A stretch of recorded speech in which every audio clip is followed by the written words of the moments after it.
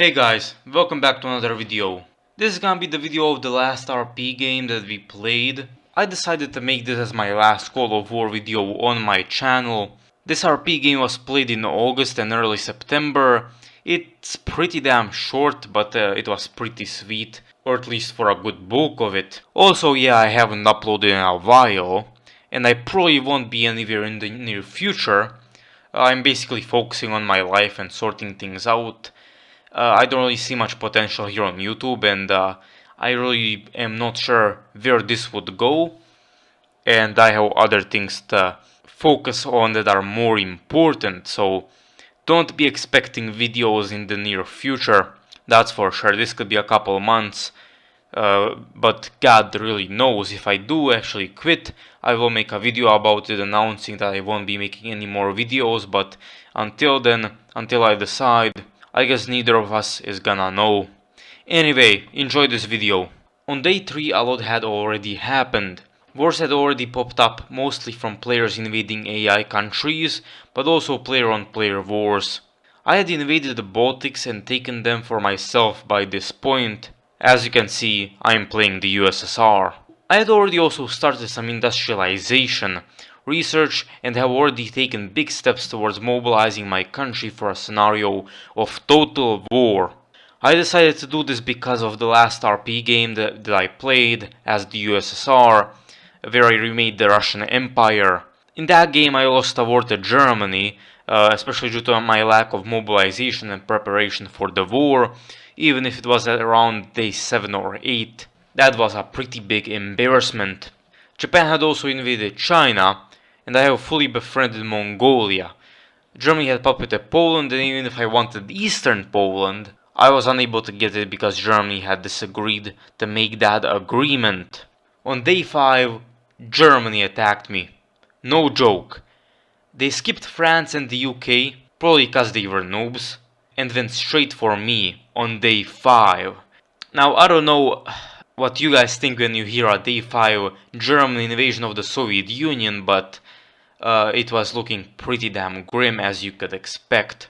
Thankfully, I was alerted of the incoming invasion a couple hours earlier before it happened, allowing me to upgrade many of my units to better levels before the Germans came, and due to my preparation for a total war scenario, I was able to get around 225 units by this time. I had built over 100 units, it was like 130 minimum units I had built, a ton of artillery. Probably around 180 of those were in Europe and were, able to participate in the war. I fell back a lot so I could have my production closer to me, or closer to the front line, more like it, as well as to have the terrain advantage for my artillery, because there were hills in that area around Moscow and Kursk and whatnot. I'd also built level 1 forts in many areas, which is where I held. These are like Kaluga, Smolensk, and those ones. As I said, I also built a ton of artillery, outnumbering the German artillery by a good amount, no joke. Poland also held Germany, and Germany had aerial superiority. I had however built some SPAA, which is SP anti-air, which is that mobile, quick moving anti-air. I really didn't have enough yet because I wasn't expecting the war to start so early, but right after the war started I had started full-scale production of these SPAAs. I also strategically placed my production cities far from the border, making Vologda, Ivanovo, Moscow, Oryol, Stalino, Saratov and Stalingrad my production centers, as you can see on this map, using Stalingrad and Moscow and I think Saratov for tank production, and Stalino and I believe Vologda for ordnance, and I think there was another one for ordnance, I don't remember fully at the moment. But all of these cities together really just made tanks and ordnance because that's what I could afford, that's what I needed, because artillery won the war and tanks were, tanks. And I already had enough infantry because the Soviets spawned with a lot.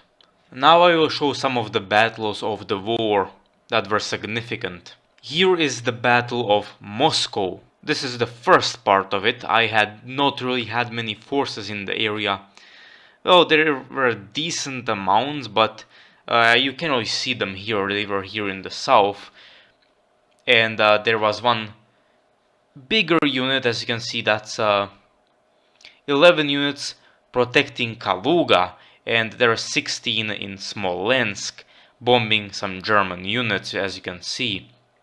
This battle for Moscow, or I'd sooner call it the Battle of Kaluga, because this province here is Kaluga, but still it was very near Moscow, and I believe it should be called this. It wasn't really that big of a battle, but it was certainly significant. I really didn't have that many units to protect Moscow. The front was pretty damn tight, so I couldn't really, spare units very easily. I had them in these kinds of groups, as you can see. Now in this battle, what really happened is Poland sent a giant part of its entire army, perhaps 40% or something, maybe a bit less, 30%, towards Moscow. Now they probably believed it would succeed. As you can see, it had quite a lot of units and they kept coming. I was looking at it, and each damn fucking half an hour I see another unit which was invisible, coming toward Moscow, right? And that was pretty damn scary.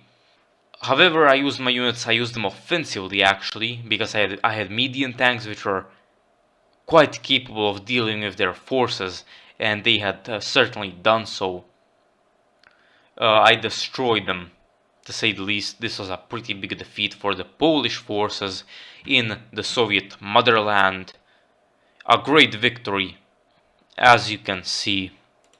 The second battle that I would mention is the retreat from Gomel. Now this was happening around the same time as at literally the same time as the battle from Moscow. Here you can see more of my units. Now the battle for Moscow is going on in the north. You can see I also have a medium tank coming to reinforce the Moscow region, which was produced in Moscow. That can really show how much reinforcements played a part of this, because I was constantly making more units, and you can see my supplies or my resources. I really didn't have many because I was constantly producing. Here what happened is I cornered the German units from three sides. I had been attacking them from three sides with artillery. Now this means that I can't really fight back. And what happened there is, we just annihilated them. Well, we really didn't deal that much damage, but we would have won. And considering the damage, they had to retreat. This was a pretty decisive victory here at Gomel. It gave us time, and it forced the Germans to retreat and take a lot of damage, which was very good. Once again, around the same time, here you can see the battle for Moscow going on, and there's the same battle in the south of Gomel, the retreat. This is the one I already kind of talked about. It's the artillery firing at the German units in Mogilev. Now this was a pretty decisive standoff from both sides. I really had to move these units, adjusting for German movement, and I was going back and forth and shooting them as much as possible. And I was able to weaken them enough to, call this a victory, I'd say. And with that, the Germans were definitely retreating from that area many times, since, we were dealing a lot of damage to them. This was really the first offensive of any kind. In the south you can also see some of the southern units. That's just one corps of the two that we had, another one in the province below, I think. But here we were actually going to retake some land. One of the, or if not the most important battle of the war was the Rzhev encirclement. Now what had happened here was a military masterpiece. Many people say that encirclements don't exist in Cold of War. Well, I certainly proved them wrong.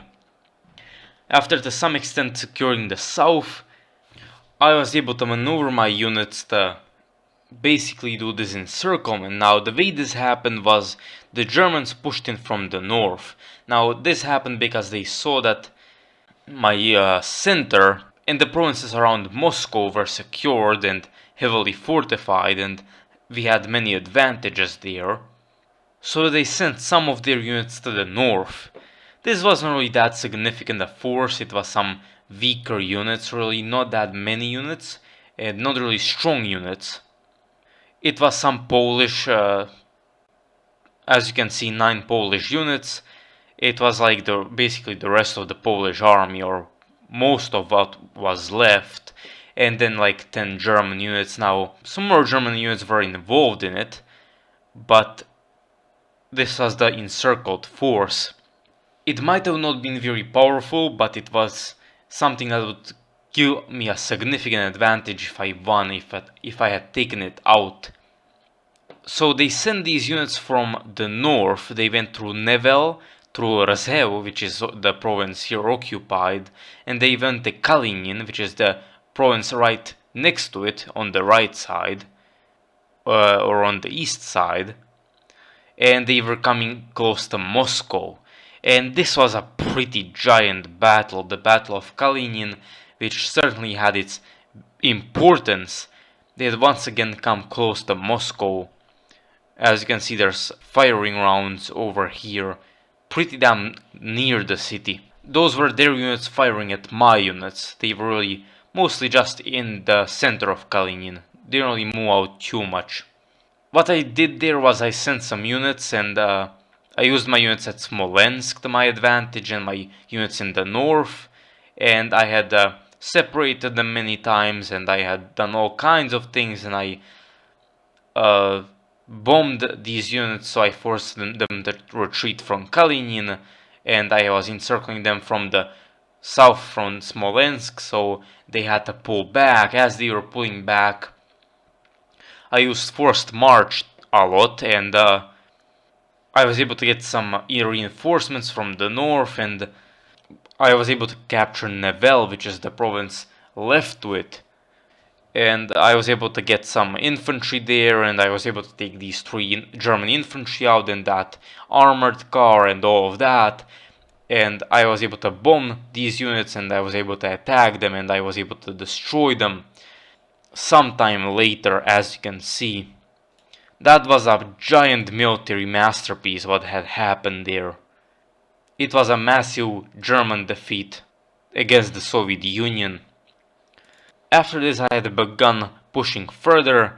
Germany certainly sent reinforcements, but they were not strong enough because I had quite a lot. I went on a big and costly offensive, but it had certainly worked. There was yet another standoff at Maziro over here, as you can see, but I had like around 80 units here in this area, and they really couldn't compete with me, as I out-artilleried them and I outnumbered them heavily, and yeah, I just was able to force them to retreat, province after province. Now after this had happened, me and Germany went to the negotiating table because they were at war with France. France declared war on them, and I thought France was trying to just, capitalize on the German defeat against me, and well, I signed peace with Germany. I think I should have probably went to Berlin, but I got my fair share of land. So did Turkey from this war, which fought in Bulgaria and in Greece and in Yugoslavia. Against Italy and Romania and Yugoslavia, and even the German Air Force, which was used there because they couldn't use it against me because I had anti-air. And well, Turkey played it extremely well this game. They had also helped me a lot with my war, so congratulations to him. The last thing I'll cover is the Persian War, which happened a couple of days ago after my war with Germany. What happened is India attacked Persia, and well, Turkey joined their side, as they were allies, and they were my allies as well. I didn't end up joining though. So this war was extremely devastating to both sides, but especially to the Indian army. The Indian army heavily outnumbered and was significantly stronger than the Persian and Turkish armies. but they had taken significant and pretty damn insane losses from this war. The most important battle in the war was the Battle of Kerman, in which the Persian army was being bombarded by artillery constantly from three sides. However, the city was fortified with level 5 bunkers, so minus 75% damage, plus count the core defense bonus. So insane, they were taking very little damage. The Indian artillery, even if it outnumbered the Persian artillery, did very small damage, and well, the Persians hit back and they did a lot more. At the end, India was forced to charge into the city with its units. Not all of them, but like a third of the units they had at and around the city.